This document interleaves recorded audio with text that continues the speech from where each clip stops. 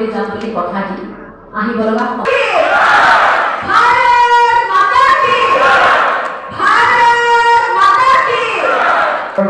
জ্ঞাপন কৰিছো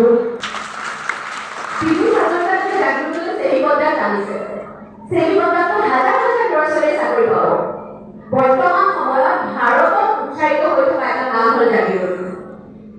কাৰণ সকলোৱে জানে ভাৰতবাসীয়ে যে জাগিৰোডত এনেকুৱা এটা কাম হৈ আছে য'ত কেইবা হাজাৰ ল'ৰা ছোৱালীয়ে চাকৰি পাব। আৰু এই যে ল'ৰা ছোৱালীবোৰে চাকৰি পাব তাত কিন্তু প্ৰথম আৰু প্ৰধান অধিকাৰ থাকিব জাগিৰোড সমষ্টিৰ ল'ৰা ছোৱালী।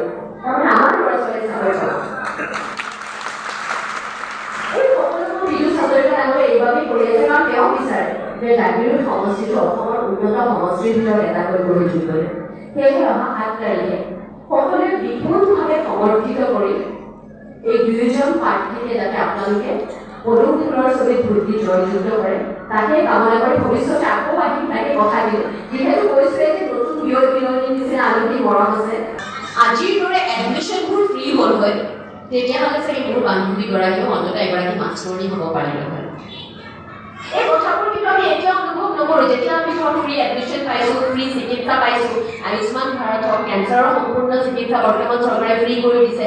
এইবোৰ যেতিয়া আমি পাই আছোঁ এতিয়া অনুভৱ নকৰোঁ, কিন্তু যেতিয়া নাপাইছিলোঁ এটা এটা বস্তুৰ বাবে যেতিয়া চিন্তা কৰিবলগীয়া হয় তেতিয়াহে আচলতে বুজি পোৱা যায় যে এতিয়া আমি কিমানবোৰ বস্তু বিনামূলীয়াকৈ পাই আছোঁ। আমাৰ সময়ত APSC বুলি এটা চাকৰি আছে, আপোনালোকে শুনিছে চাগে। APSC চাকৰিটো ধনী মানুহে পোৱা চাকৰি আছে। কাৰণ যাৰ ধৰক ১৫ৰ পৰা ২৫ লাখ টকা ঘুচ দিব নোৱাৰে তেনেকুৱা মানুহৰ ল'ৰা ছোৱালীয়ে কেতিয়াও APSC চাকৰি নাপায়।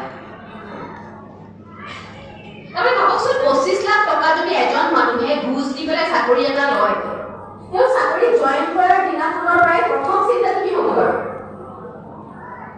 যে কিদৰে বোলে ২৫ লাখ ৫০ লাখ টকা কৰি ঘৰলৈ উভতাই আনিব পাৰোঁ আৰু সেই যে ৫০ লাখ টকা তেওঁ আনিব সেইখিনি আন কাৰো পইচা নহয়, আপোনালোকে পাবলগীয়া পইচা। কিন্তু আজিৰ এই অনুষ্ঠানটোত এই সভাখনত মহিলাসকলৰ যি বিপুল উপস্থিতি সেইটো দেখি একদম মনটো ভৰি গৈছে, গৰ্ব হৈছে নিজে এগৰাকী মহিলা হিচাপে যে ঠিক মহিলাহে সমাজ সৃষ্টি কৰিব।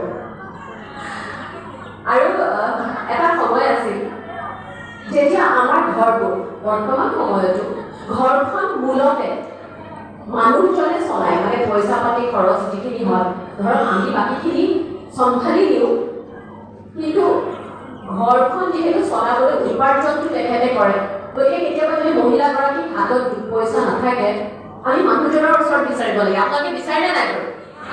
বিচাৰিলে যে কেতিয়াবা বেকাহি মাৰি কয় পইচা নাই বুলি দুখ লাগি যায়নে? কিন্তু এতিয়াতো সেই বেকাহিটো মাৰিব নোৱাৰে। অৰুণোদয় পইচা যিদিনাখনে সোমাই মাত্ৰ অলপ গভীৰ হৈ যায়নে নাই বাৰু?